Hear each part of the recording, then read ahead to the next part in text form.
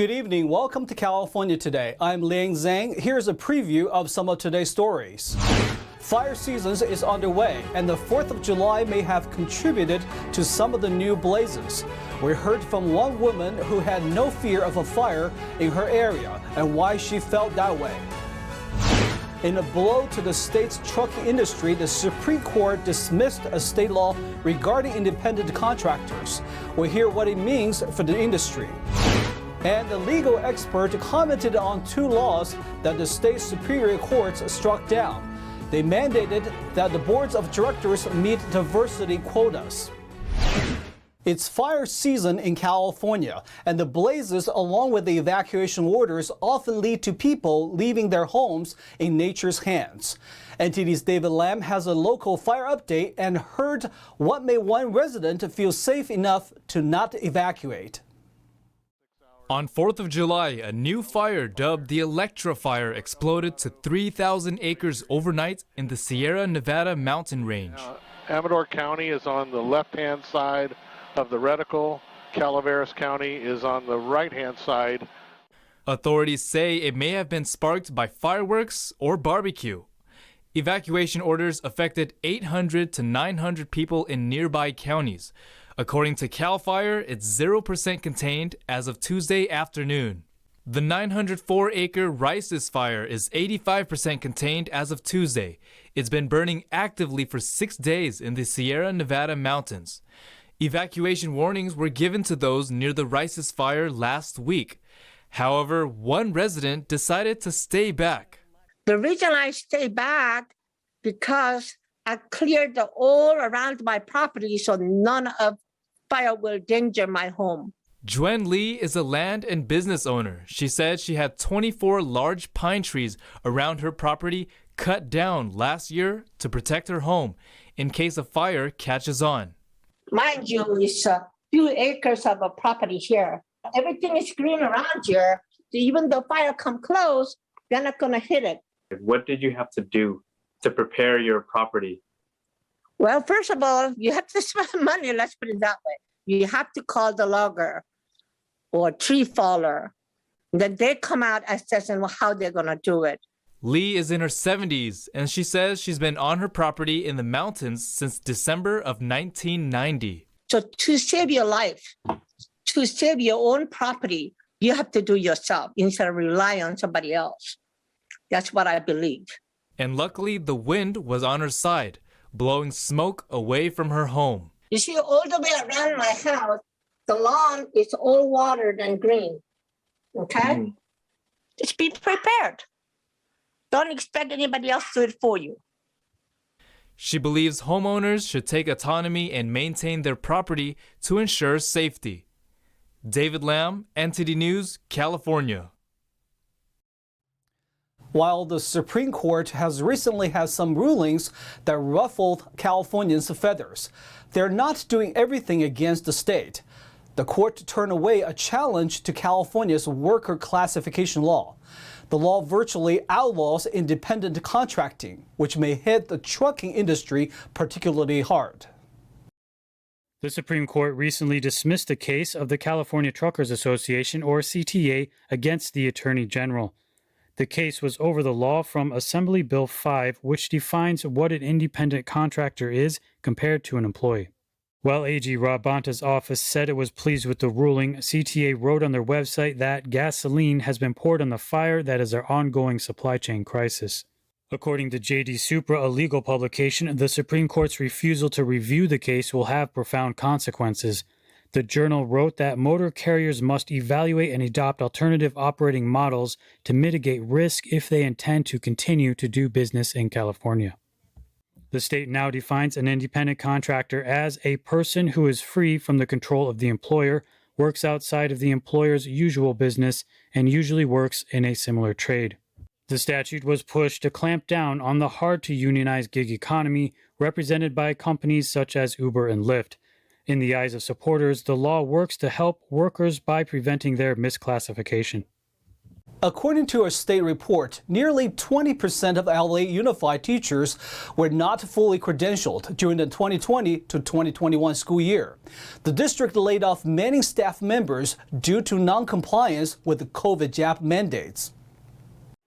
According to a June 30th report by the California Department of Education, nearly 1 in 5 classrooms in the Los Angeles Unified School District were taught by teachers without full credentials during the 2020 to 2021 school year. While 83% of LAUSD teachers are considered clear or fully credentialed to teach in their assigned classrooms, more than 15% are considered ineffective, incomplete, or out of field. The 4.4% of ineffective teachers hold an emergency teaching permit that waived the full credentialed requirement. 4% with incomplete credentials had completed some credentialed training, and 3.9% of out-of-field credentialed teachers have not yet demonstrated competence in the subject or for the particular student population they were assigned to teach. The district also had 2.4% of teachers enrolled in an internship program and 1.5% of teachers with an unknown status. LAUSD officials told the Epoch Times last month that the district had about 1,500 teaching positions to fill before the fall semester starts in August. The district was short of about 420 in-classroom teachers this spring semester. This prompted the superintendent to direct non-teaching district staff who held teaching credentials or who formerly held teaching positions to fill in the gap for the rest of the school year. According to the parent and teacher advocacy group Los Angeles Educators and Parents United, the district fired more than 800 staff members during the 2021 to 22 school year. The firings were for non-compliance with the district COVID jab mandate. The district hasn't confirmed the total number of teachers who were fired because of being unvaccinated after multiple requests for comment. Not long ago, Superior Courts struck down a pair of California laws that mandated boards of directors to meet certain diversity quotas. A senior attorney discussed what made the laws unconstitutional and why they were poorly guided policy in the first place. NTD's Eileen Ang reports. California passed 2 laws that required boards of directors for certain companies to meet diversity quotas. This year, Superior Court struck them both down. Anastasia Bowden, senior attorney at Pacific Legal Foundation, says the laws were unconstitutional. She explains to California insiders Siamak Karami why they contradicted the 14th Amendment and how it could adversely affect the workforce in California. This law flips that on its head. It makes sure that people are treated on the basis of their race or their sex or different characteristics that they're born into. It actually forces essentially discrimination under the guise of a good purpose. She and her group sued the state of California last November over Assembly Bill 979, which requires corporations to diversify their boards. It's based on the similar Senate Bill 826, which in 2018 mandated quotas of women serving on boards. AB 979 mandates a minimum number of board members come from underrepresented communities, which is defined as an individual who self-identifies as a minority or LGBT. They're looked at as a product of government help rather than earning that promotion on their own merit. Companies were going to be fined $100,000 per year for each seat that they did not comply with the female diversity law. One of the reasons that the government can use race or sex is if it's remedying discrimination. And so the government in this case came in and said, look at all this discrimination, and the court said, I don't see it. I don't think that these disparities in representation can all be chalked up to discrimination. Bowden says setting quotas, or the number of underrepresented communities on a board, are also a poor remedy for discrimination. She also emphasized how the laws violate the 14th Amendment. The 14th Amendment states, no state shall make or enforce any law which shall abridge the privileges or immunities of citizens of the United States, nor shall any state deprive any person of life, liberty, or property without due process of law, nor deny any person within its jurisdiction the equal protection of the laws.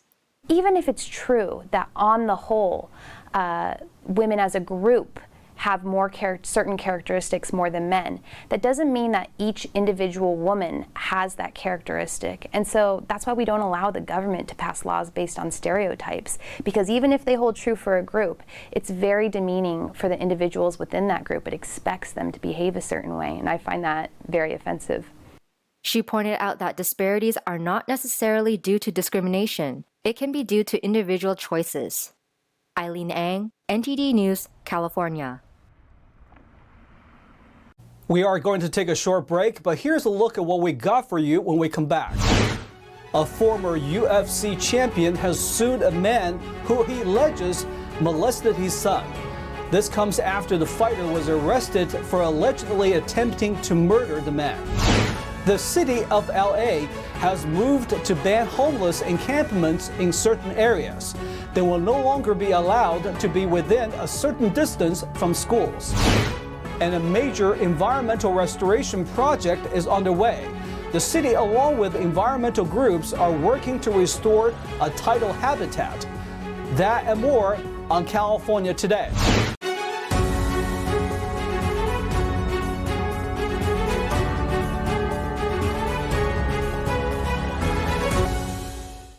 A former UFC heavyweight champion is suing the person who allegedly molested his 4-year-old son.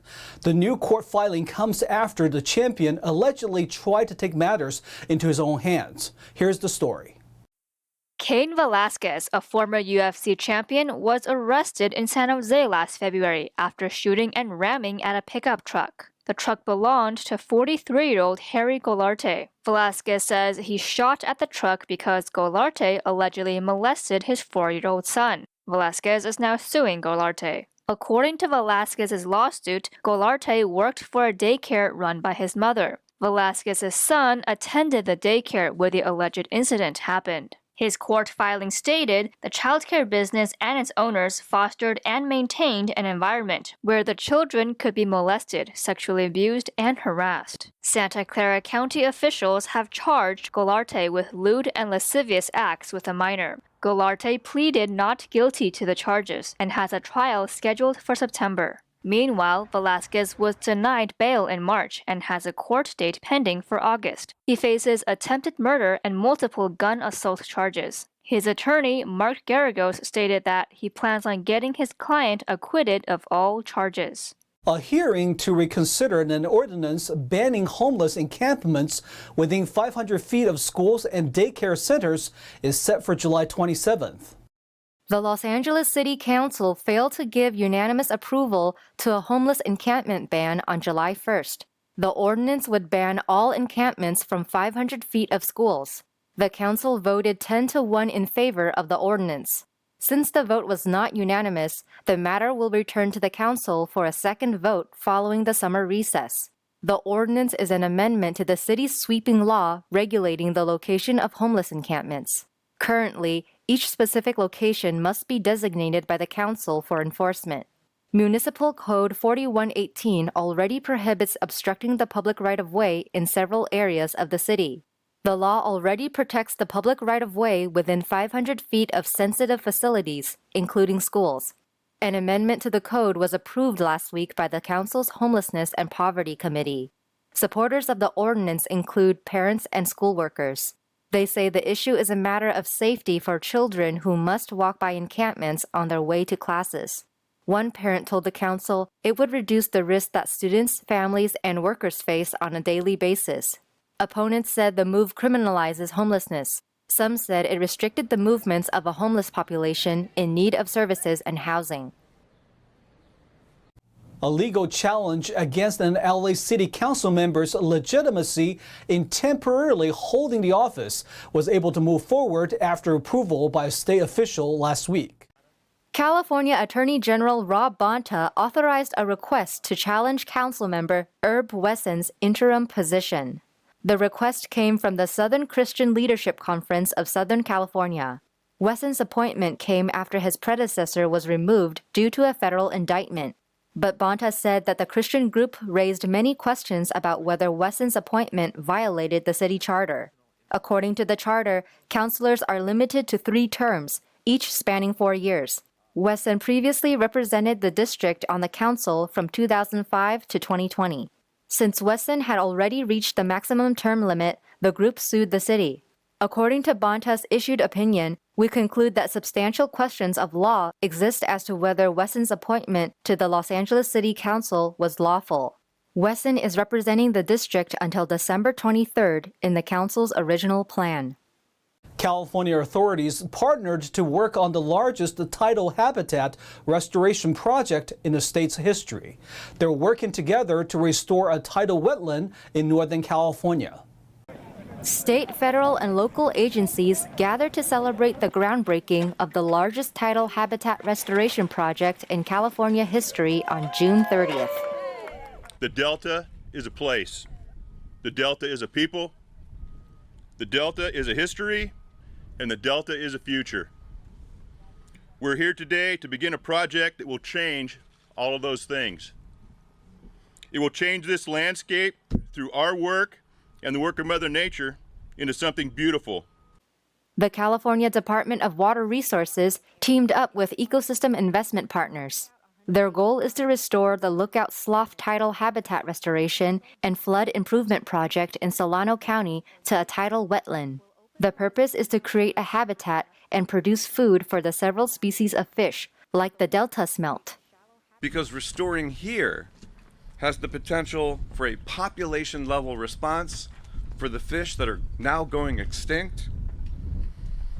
And as Laverne Bill reminds us, in so doing, helping balance human needs for water with the needs of the more than human world.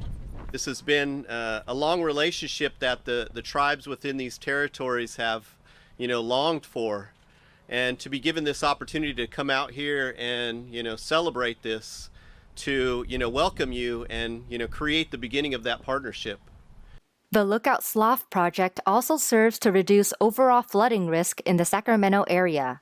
It is located west of Liberty Island Ecological Reserve in the Sacramento-San Joaquin Delta. Part of the project includes constructing a new 25-foot setback levee, excavating 20 miles of open tidal channels, restoring native habitat through grading, fill placement, and natural revegetation, and more. This project in particular represents a shift that's really driven by where we're headed with the Army Corps of Engineers, as well as our partnership in particular with the state of California and the values that California holds. We're engineering with nature in this particular project. Besides habitat protection, the project will also offer recreational opportunities. After completion, it will be open to the public for wildlife viewing, fishing, and hunting. The project is expected to be completed in late 2024. There are so many people who worked with us to identify conflicts and really work through them. A week before the groundbreaking, the Department of Water Resources announced they are working on a 30,000-acre floodplain habitat restoration and fish passage project in the Yolo Bypass in Yolo County. The department is also planning on a few more tidal restoration projects in the coming weeks. The Delta provides drinking water for 27 million Californians and irrigation water for the state's $50 billion agricultural industry. Now to NTD's Daniel Hall sitting in for Thomas Christian for the Sports Roundup.